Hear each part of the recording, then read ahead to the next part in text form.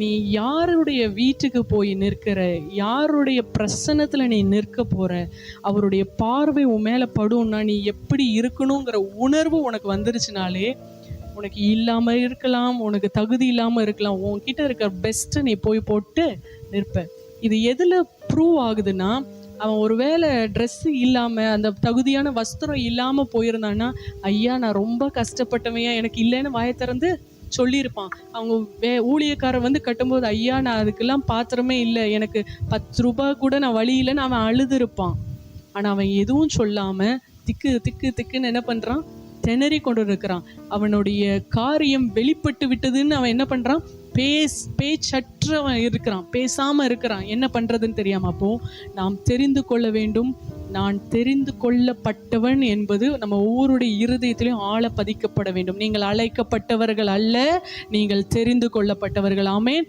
யாருக்கோ ஒரு யூத குலத்துல பிறந்தவங்களுக்கு கிடைக்க வேண்டிய அந்த அழைப்பாய் இருக்கலாம். இல்லை இந்த இதே சென்னை பட்டணத்துல, இதே தமிழ்நாட்டுல, இந்திய தேசத்துல இரவும் பகலும் கண்ணீரால் கர்த்தருடைய பாதத்தை நனைத்து கொண்டிருக்கிற ஒருவர் மீது வைக்கப்பட்ட அழைப்பாய் இருக்கலாம்.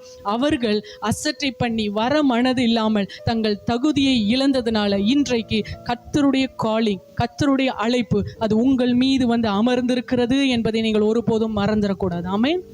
அப்படி அமர்ந்த அழைப்பை நான் எப்படி கேரி பண்றேன், அப்படி என் மேல அந்த தெரிந்து கொள்ளுதல் வந்துருச்சு. இப்ப நான் அழைக்கப்பட்ட ஒரு மனுஷன் இல்லை, நான் அதுக்கு தகுதியான ஒரு மனுஷன் இல்லை, நான் தெரிந்து கொள்ளப்பட்ட பாத்திரம். இப்போ நான் இந்த கல்யாண வஸ்திரம் தரித்திராத மனிதனை போல அதை நான் ஹேண்டில் பண்றேன்னா, கல்யாண வஸ்திரம் தரித்திராத அந்த மனிதனை போல நான் தேவ சமூகத்துக்கு போகும்போது நான் எப்படி போறேன், எந்த நினைவுகளோடு நான் தேவ பிரசன்னத்துக்குள்ள போறேன். தேவ பிரசன்னத்துக்குள்ள போகும்போது எனக்கு ஒரு வாஞ்சையும் தாகமும் ஆசையும் ஒரு தீராத பசியும் எனக்கு இருக்குதா? தேவ பிரசன்னத்துல நேத்து நான் ஜெபிக்கும் போது தேவன் எனக்கு இப்படி எனக்கு என் மேல இறங்கி என்னை வழி நடத்தினார். இன்னைக்கு அதுக்கு அடுத்த ஸ்டெப்புக்குள்ள நான் போகணும், அடுத்த நாள் அடுத்த ஸ்டெப்புக்குள்ள போகணும், இன்னும் அடுத்த ஆழங்களுக்குள்ள போகணும். இந்த வார்த்தை இப்படி மெடிடேட் பண்ணிட்டேன்னா, இப்படி கேட்டுட்டேன்னா, இதுக்கு அடுத்து இதுக்குள்ள உள்ள ரெவலேஷன் என்ன? இந்த வசனம் 100 தடவை 100 பிரசங்கங்கள் கேட்ட வசனம் தான், ஆனா இதுக்கு அடுத்து ஒரு ரெவலேஷன் இதுக்குள்ள இருக்குல்ல, அது என்னங்கிற தீராத பசியும் தாகத்தோடும் தேவ பிரசன்னத்துக்குள்ள போறீங்களா, இல்லைன்னா எப்பவும் வாசிக்கிற 23வது சங்கீதம் தானேன்னு நீங்க உள்ள போறீங்களா?